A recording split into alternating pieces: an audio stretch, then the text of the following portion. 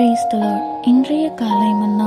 கோபம் கொல்லுகிறது, கோபம் நிர்மூடனை கொல்லும். யோபு 5:2. இது எவ்வளவு உண்மையானது! ஆமான் மூர்க்கம் நிறைந்தவனானான்.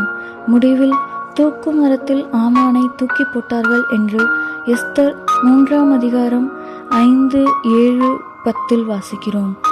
நீங்கள் மதியீனனான ஒரு ஆமானாய் இருக்க வேண்டாம்.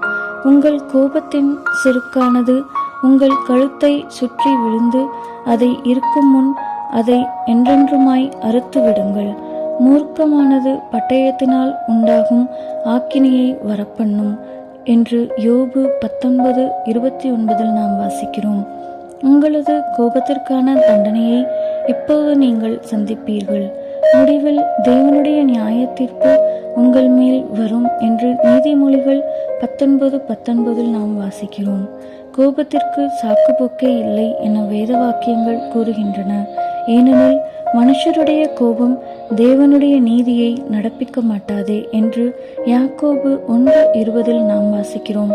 நான் கோபம் கொள்ளும்படி மற்றவர்களால் தூண்டப்பட்டேன், அல்லது நான் மிக அதிகமான பாரத்தினால் அழுத்தப்பட்டிருந்தேன் என்று சிலர் சாக்குப்போக்குகள் சொல்லலாம். பூமியிலேயே மிகுந்த சாந்த குணமுள்ளவனாயிருந்த மோசேயை பாருங்கள். அவர்கள் அவன் ஆவியை விசனப்படுத்தினதனாலே தன் உதடுகளினால் பதறி பேசினான் என்று சங்கீதம் 106:33 நாம் வாசிக்கிறோம். தேவன் அவனிடம் மிக கண்டிப்பாக செயல்பட்டு விட்டார். 40 ஆண்டுகளாக இஸ்ரவேலரை வழிநடத்தி வந்த அந்த தேவ மனிதனுக்கு அந்த நல்ல நாட்டை ஒரு விசை விஜயம் செய்யவும் கூட இயலாமற் போயிற்று. ஒரு சந்தர்ப்பத்தில் மோசே கோபமடைந்த போது தேவன் அவனுக்கு அதற்கான ஒரு பரிகாரம் போன்ற ஒன்றை கூறினார். கற்பாறையிடம் பேசு என்பதே.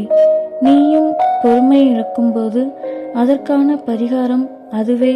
நீ கோபத்தினின்று விடுதலை பெறும்படி கர்த்தராகிய இயேசுவாகிய கன்மலையிடம் பேசு என்று 1 கொரிந்தியர் 10:4 நாம் வாசிக்கிறோம். அந்தோ பரிதாபம்! கற்பாறையிடம் பேசுவதற்கு பதிலாக மோசே ஜனங்களிடம் பதறி பேசினான். ஒரு தவறான ஆவி உன்மேல் ஆதிக்கம் செலுத்தும் போது நீ தெளிந்த மனதுடன் நிதானமாக பேசுவதை எதிர்பார்க்க முடியாது.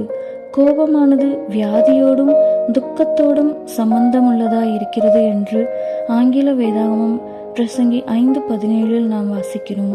சமீபத்தில் ஒருவன் மேல் கடுங்கோபம் கொண்டு அவனை பிடிக்கும்படி துரத்தி சென்ற ஒருவன் மாரடைப்பால் மரணமடைந்தான். கோபத்தை நெகிழ்ந்து உக்கிரத்தை விட்டுவிடு. பொல்லாப்பு செய்ய ஏதுவான எரிச்சல் உனக்கு வேண்டாம் என்று சங்கீதம் 37:8 நாம் வாசிக்கிறோம். சகலமும் தாங்கும், சகலமும் சகிக்கும், அன்பு ஒழிந்திடாதே. ஆமேன்.